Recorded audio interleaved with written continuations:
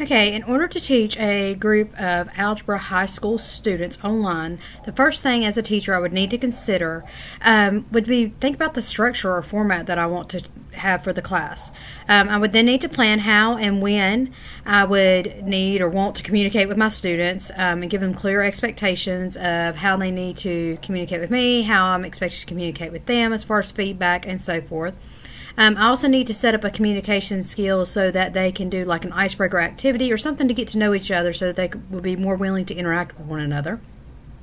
The next step would be to plan how I want to begin each session and how I want to end it, how I want to plan out the modules. Are they from Sunday to Saturday? Are they from Monday to Sunday? How I want it to be planned. And what do I expect of my students? To do in order to communicate with one another, to be able to exhibit the skills that they've taught and learned? Do I want to set up discussion boards? Do I want to do weekly tests? It's just something I'll need to decide. I also need to decide on a schedule that will need to be planned ahead so that students know what to expect and can plan accordingly.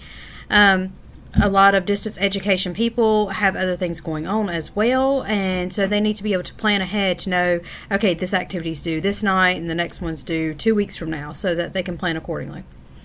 As well as I'll need to know what to do in case of a change, or they'll need to know what to do in case of a change or an emergency. Hey, I had a power outage. What are the protocols for turning in an assignment late?